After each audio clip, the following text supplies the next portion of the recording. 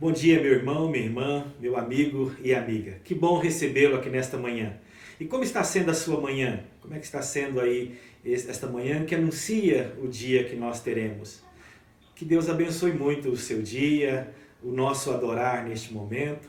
E é um momento de juntar-se em família para orar, meditar na palavra de Deus e ter assim fortalecido a nossa fé. Porque a palavra diz: se o meu povo, que se chama pelo meu nome, se humilhar, orar e me buscar e se converter dos seus maus caminhos, então eu ouvirei do céu, perdoarei os seus pecados, sararei a sua terra.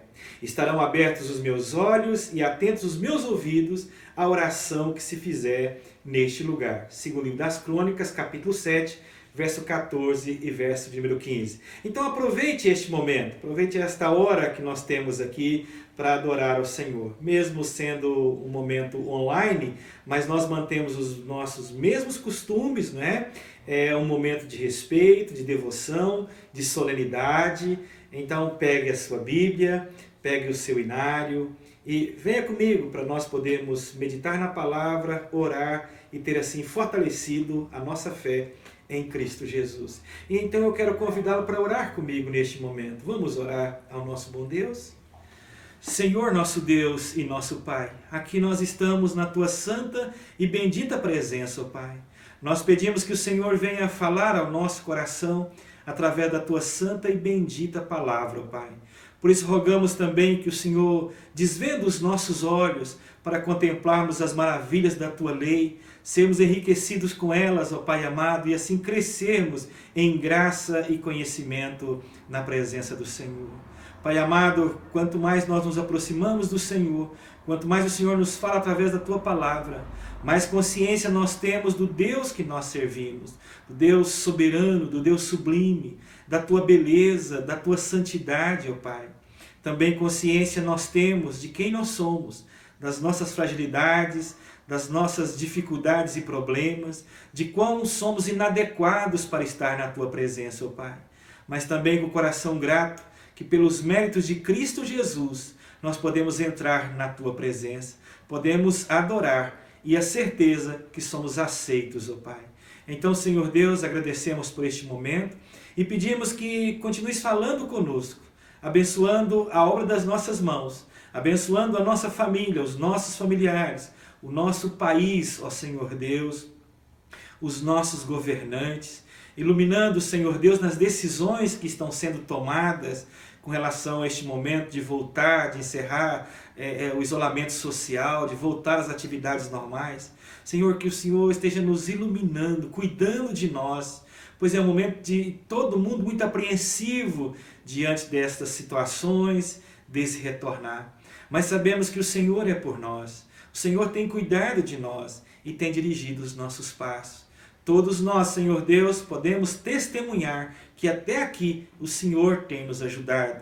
E o Senhor é o mesmo ontem, hoje e será para todo sempre. O Senhor cuidará de nós. É no Teu nome que nós oramos, pedindo a iluminação para este culto que ora prestamos, em nome de Jesus. Amém. Que Deus abençoe grandemente este nosso momento. Hino de número 97, Súplica do Redimido, Inário Novo Cântico.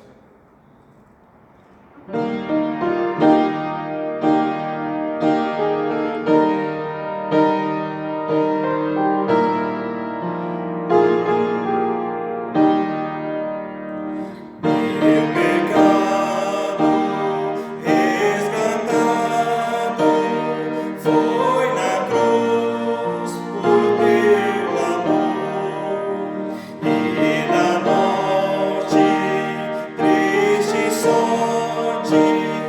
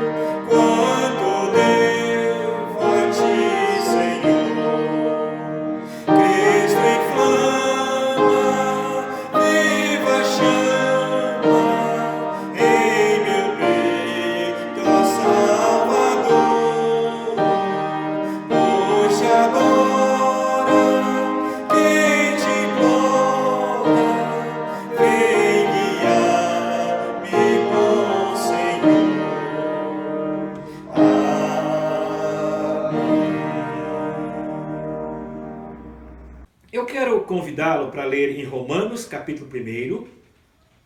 Carta do apóstolo Paulo aos Romanos, no capítulo 1. Por favor, abra a sua Bíblia aí. Romanos, capítulo 1.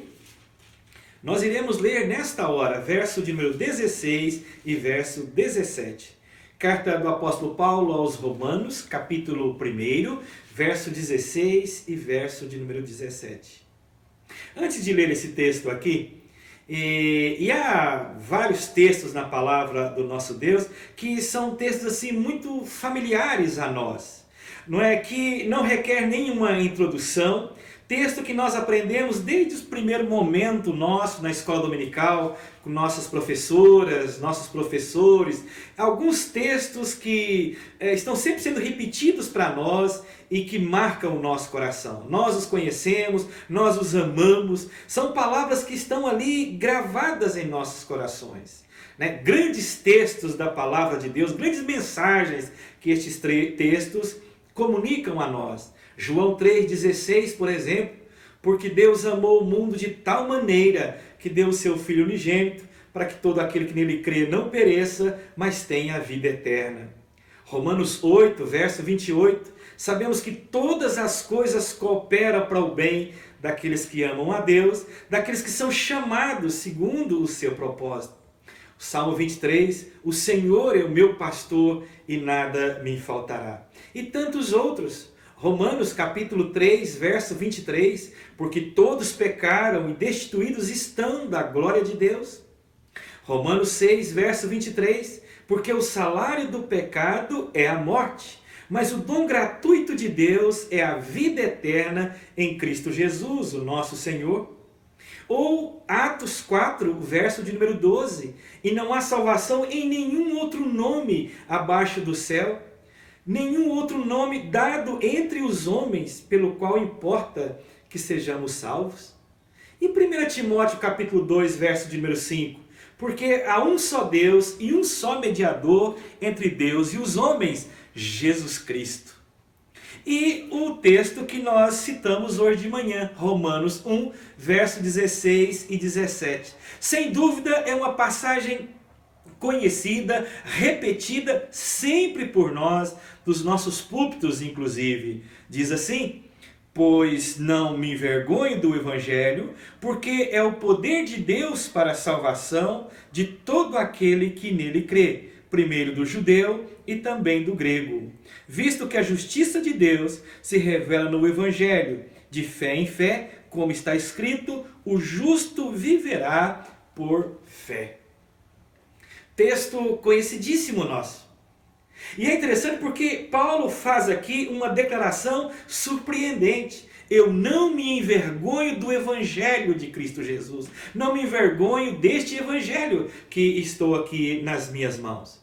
E Paulo, falando por causa desse Evangelho, ele foi preso e açoitado em Filipos. Ele foi expulso em Tessalônica, ele foi enxotado de Bereia, ele foi chamado de tagarela em Atenas, apedrejado e deixado como um morto ali na cidade de Listra.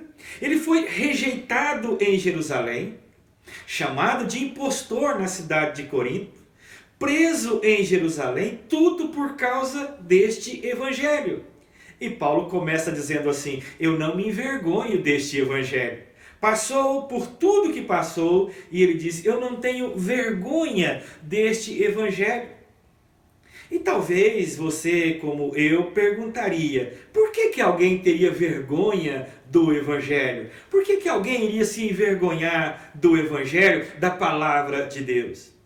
Mas se nós formos bem honestos conosco mesmo, certamente nós vamos encontrar já alguma situação em que ficamos no mínimo meio constrangido de assumir o Evangelho como regra de fé e prática para nós.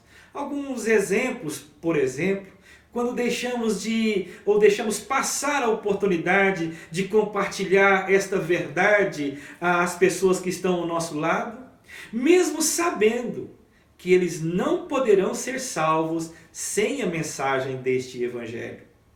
Ou quando nós deixamos de dar graças, por exemplo, em um ajuntamento ou em um restaurante, mesmo sabendo que tudo que nós recebemos veio das dadivosas mãos de Deus. Ou quando proclamamos apenas parte do Evangelho, falamos das suas bênçãos, falamos do amor de Deus, mas deixamos de falar sobre o pecado, sobre a ira de Deus, sobre o julgamento e até mesmo sobre o inferno, a condenação para aqueles que não crerem no Evangelho. Mesmo sabendo que isto é parte da salvação, do Evangelho da graça. Muitas das vezes, quando namorado ou namorada não crer, e às vezes a dificuldade em assumir que serve a Deus. Paulo sabia que a mensagem do Evangelho talvez não fosse muito bem recebida, ou não fosse recebida com entusiasmo lá em Roma, para onde ele estava escrevendo. Se você ver no verso número 15, ele vai dizer para nós que o desejo dele era ir para Roma, não é? Por isso, quanto está em mim, estou pronto a anunciar o Evangelho também a vós outros em Roma. Então o desejo dele era ir para Roma, escrevendo para aqueles que estavam em Roma. E talvez ele sabia no seu coração que esta mensagem, este Evangelho, não seria recebido com tanto entusiasmo lá em Roma. Mas ele diz, mas eu não tenho vergonha deste Evangelho. Eu não tenho vergonha desse Evangelho. E aí ele dá as razões por que ele não se envergonha deste Evangelho. Seja essas também as razões pelas quais nós nunca, jamais venhamos nos envergonhar deste Evangelho. Primeira aqui, ele diz, eu não me envergonho, por quê? Porque ele é o poder de Deus para a salvação. Ele não se envergonhava do Evangelho porque ele é o poder de Deus para a salvação. Naqueles dias, quando se falava em poder, as pessoas apontavam para Roma. Roma era a sede do poder. Roma era o coração do império. Roma era a maior cidade. Roma era a sede do culto ao imperador. Ali residia o imperador. De Roma saíam estradas que ligavam com todo o resto do império, por onde os seus exércitos caminhavam dominando e dominando sobre todos os outros povos e impondo os costumes romanos sobre todos os outros povos. Roma era a cidade dos intelectuais, dos senadores, a cidade dos filósofos, dos poetas. Os ouvintes romanos, talvez poderiam dizer, Paulo, nós temos coisas mais importantes, coisas muito mais destacadas, muito mais valiosas que Evangelho. Um Evangelho vindo do interior, vindo de Jerusalém. Nós temos coisas muito mais importantes para ouvir e coisas muito mais relevantes. Somos muito sofisticados para o Evangelho, não precisamos do Evangelho. Mas Paulo diz assim, o Evangelho é o poder de Deus. O Evangelho é o poder de Deus. E é o poder de Deus porque ele realiza aquilo que nenhum outro poder pode realizar. O Evangelho, meus irmãos, ele transforma vidas de pessoas que caminham nas trevas e ele transforma para caminhar na luz. O Evangelho traz indivíduos do caminho que está levando para o inferno, para a perdição, para o caminho que leva ao paraíso, à salvação, ao céu. Paulo diz, eu não tenho vergonha desse Evangelho. Ele é o poder salvador de Deus. É a força mais poderosa do universo. E se você está agora sentado aí, parou para ouvir esse Evangelho, é porque este poder já te alcançou. Esse poder já operou na sua vida. De outra forma, você não estaria aí.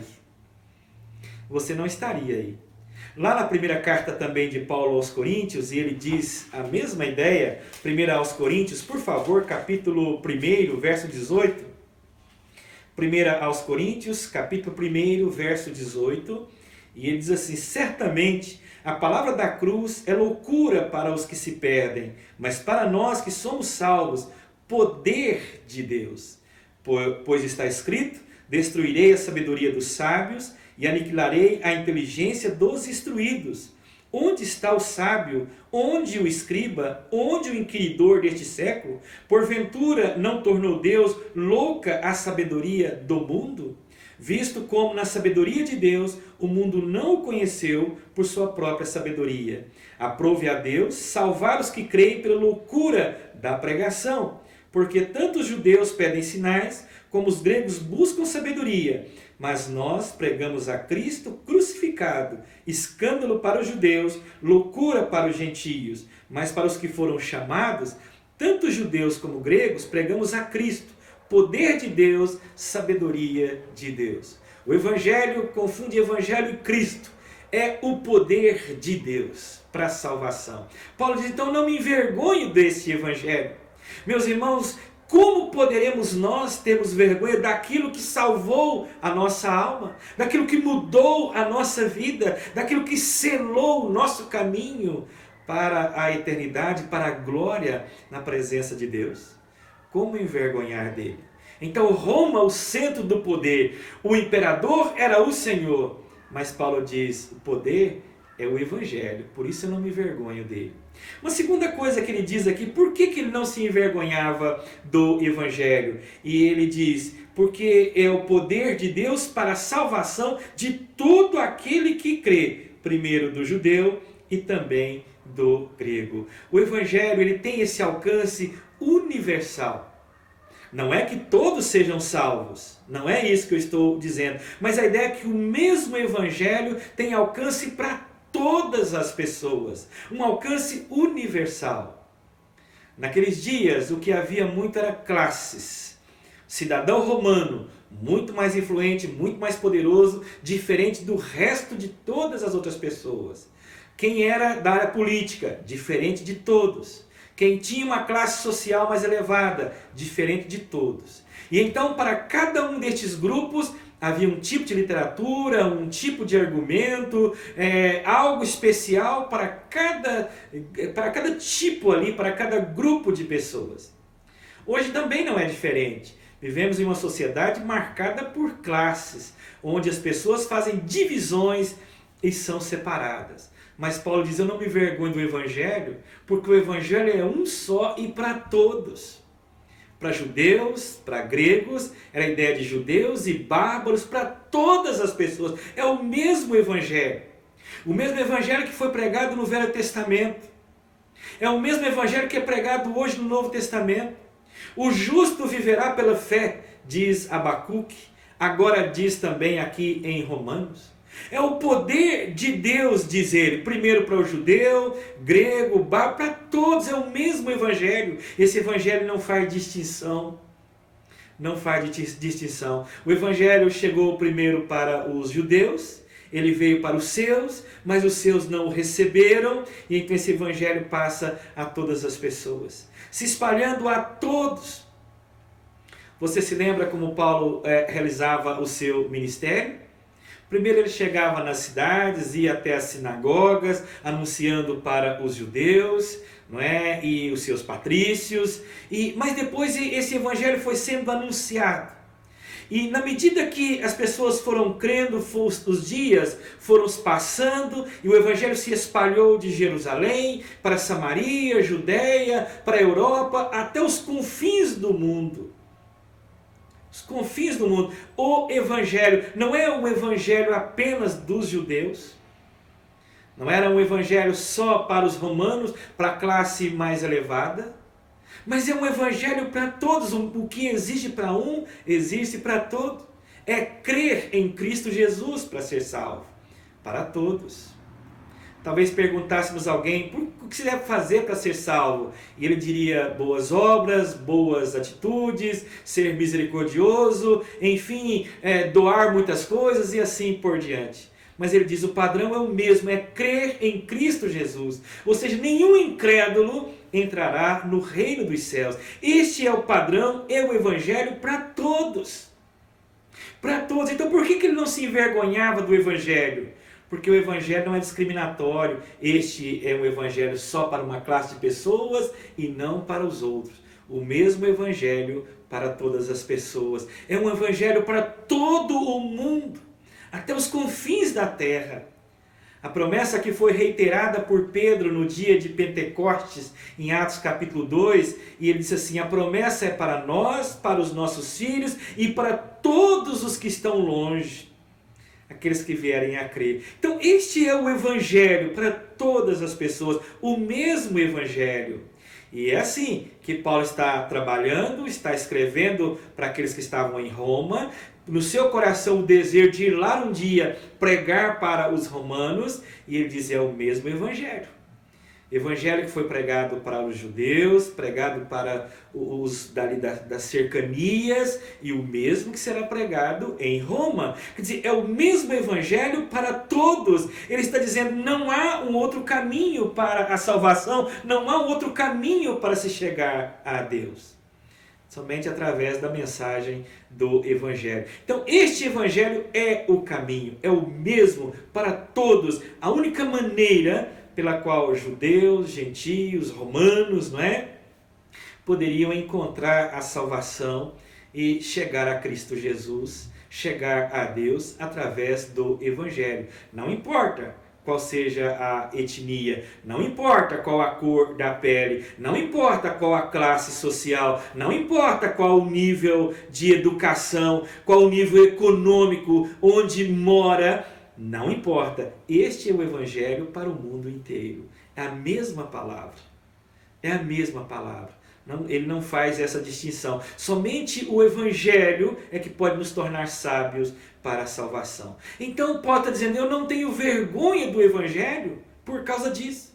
Primeiro porque ele é o poder de Deus para a salvação. E depois porque este evangelho não faz distinção de classes. Não faz diferença entre as pessoas. Eu não tenho que pregar de uma maneira talvez para o executivo, para o empresário, e pregar de outra forma para aquele que talvez é do chão de fábrica ali. Senão é o mesmo evangelho.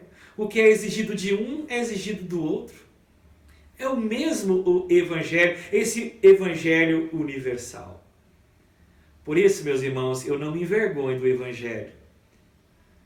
Me envergonharia se esse evangelho fizesse distinção entre pessoas, cor de pele, classe social. Mas é um evangelho, o mesmo evangelho para todos, velho, jovem, criança, o jovem casado, o rico, o pobre, o que mora nos jardins e os que moram na periferia, é o mesmo evangelho. Paulo diz, então, não me envergonhe do evangelho, porque o evangelho que era para eu pregar aqui no interior é o mesmo que eu vou pregar lá em Roma. Judeus, gregos, todos ali. Terceira coisa, por que ele não se envergonhava do evangelho? E aí ele continua dizendo, visto que a justiça de Deus se revela no evangelho, de fé em fé, como está escrito, o justo viverá por fé. Ele diz aqui. Terceira coisa, é porque o evangelho revela a justiça de Deus, ou a justiça de Deus, como ele coloca aqui, se revela no evangelho. Qual é a justiça de Deus? Bem, antes de tudo, justiça é uma característica de Deus. Deus é justo. Deus é fiel. Deus é justo. Justo. E então fala da justiça de Deus. E ele é justo na maneira como lida com qualquer um de nós. Lida conosco. Bom, e então se ele é justo e nós somos injustos, portanto a questão é como é que nós podemos ter um relacionamento correto com o nosso Deus. Isso inclusive deixa o escritor Abacuque muito inquieto. Ele diz, o Senhor é tão puro de olhos, tão santo. Como é que o Senhor pode ver as pessoas, se relacionar com pessoas pecadoras? Ver o mal e não consumi-los. Então, se a justiça de Deus é a ideia de Deus justo, Deus fiel, um Deus santo, lidando com pessoas que são injustas, por natureza injustos. A nossa natureza, nós estamos em Adão.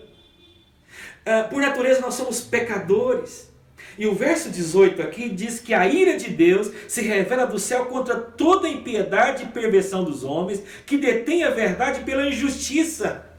Como é que nós podemos ter um relacionamento com Deus? Como é que podemos relacionar com Ele? E aí é que está, porque a resposta é exatamente o Evangelho. Deus não varreu os nossos pecados para debaixo do tapete. Ele não apenas simplesmente deixou de lado os nossos pecados. Ele não simplesmente fez vistas grossas. Não, porque Ele é justo. mas na sua justiça, Ele cobrou em Cristo Jesus. A sua justiça perfeita foi satisfeita em Cristo Jesus. A sua justiça perfeita foi creditada em nossa conta e a nossa injustiça creditada na conta de Jesus. Então Jesus recebeu a ira que estava sobre nós. Na justiça de Deus, a sua ira estava para ser derramada sobre nós. Mas Deus justo, a sua justiça, essa ira foi derramada, só que derramada sobre o Senhor Jesus, sobre Cristo Jesus, para que nós fôssemos feitos livres, para que nós fôssemos perdoados, para que nós fôssemos então declarados inocentes. E este é o Evangelho, é Deus colocando a penalidade do nosso pecado, Deus despejando a sua ira sobre Jesus Cristo. E é por isso, meus irmãos, quando falo da justiça de Deus, me alegra tanto, porque Deus é justo, e na sua justiça, Ele não pode mais cobrar de mim esse preço, porque Jesus pagou o preço, porque foi cobrado de Jesus ali na cruz do Calvário. Então esta é a beleza, a simplicidade do Evangelho. Não são por nossas obras, não é por nossas obras, mas é pelas obras de Cristo Jesus. Ele se fez pecado por nós. Ele que não conhecia pecado, que não conhecia pecado, mas para que fôssemos considerados justos, Ele se fez pecado por nós. Este é o Evangelho, esta é a boa notícia, é isso que dá segurança a Paulo, e Paulo diz, eu não me envergonho desse Evangelho, porque a justiça de Deus, Deus justo, eu teria que ser fulminado, eu teria sido consumido, porque a ira de Deus se revela sobre a injustiça. Mas Deus é justo e a sua justiça, ela foi derramada sobre Jesus. Foi derramada sobre Cristo Jesus. E Deus é justo, tal ponto que não pode mais ser cobrado de mim, porque Cristo pagou esse preço. Paulo aos Colossenses fala que o escrito de dívida que estava sobre nós, o nosso escrito de dívida, foi cravado ali em Cristo Jesus, na cruz. Então a salvação de graça para nós, mas muito cara para o Senhor Jesus. Eu sei que foi pago um alto preço, para que contigo eu fosse um, meu irmão. Até um cântico que nós cantamos. Deus é justo. E então Ele não fez simplesmente vistas grossas para o pecado, ou empurrou ele de lado. Não, na sua justiça Ele cobrou o preço. Só que esse preço foi cobrado de Jesus. Paulo diz, eu não me envergonho desse Evangelho.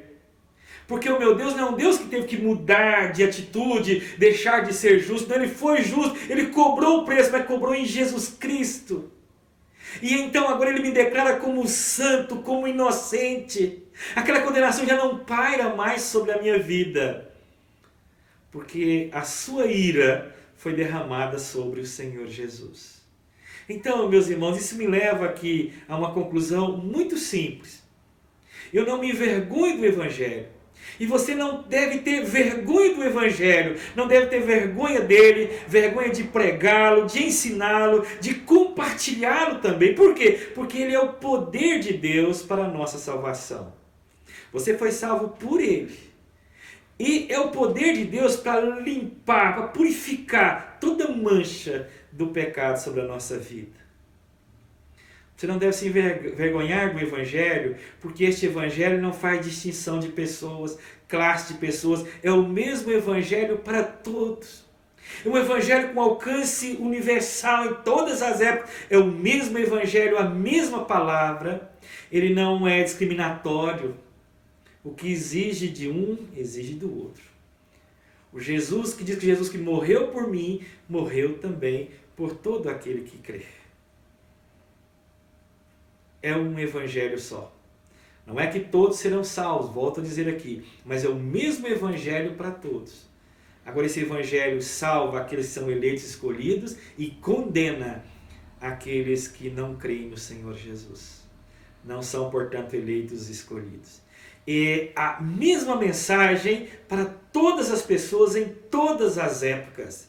E a mensagem é, você é um pecador, mas Cristo morreu e ressuscitou ao terceiro dia para salvá-lo, e você pode ser salvo se você crer em Cristo Jesus. Crer em Cristo Jesus. Não há outra forma, outro caminho para ser salvo. E este evangelho revela também a justiça de Deus. A justiça de Deus, que Ele cobrou o preço. E Ele cobrou em Cristo Jesus. Cristo pagou para que nós pudéssemos ser livres, para que nós pudéssemos ter vida. E quando o Evangelho então nos alcança, é Deus exatamente, porque Jesus é Deus, descendo dos céus, Ele cobrando e Ele pagando o preço por nós. E é por isso que Ele pode dizer aquela palavra tão preciosa em Romanos capítulo 8. Nenhuma condenação há sobre nós. Porque Ele é justo, Ele cobrou o preço, então Ele não irá cobrar uma segunda vez. Aquilo que nos condenava já não nos condena mais. Então aqueles que confiam em Cristo Jesus nunca serão envergonhados. Nunca poderão se envergonhar deste Evangelho. Nunca. Este é o poder de Deus. Este é o Evangelho que é para mim e para a sua vida e para todas as pessoas. E a justiça de Deus se revela nesse Evangelho. E a justiça de Deus é exatamente que um alto preço foi pago por Cristo Jesus, para que eu e você fôssemos um em Cristo Jesus. Amém, meus irmãos? Que Deus muito vos abençoe. Deus ilumine o seu lar. Que você jamais venha se envergonhar deste Evangelho.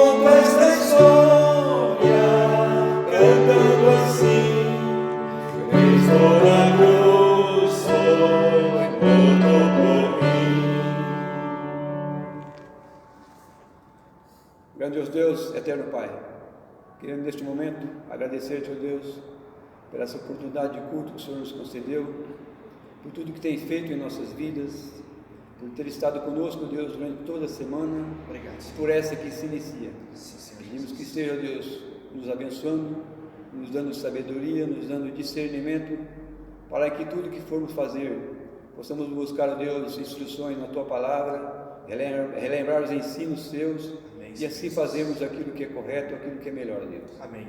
Quero neste momento também, Deus, agradecer em favor de todos aqueles irmãos nossos que durante a semana fizeram mais um ano, completaram mais um ano de vida. Também especial nesse dia, a Samira.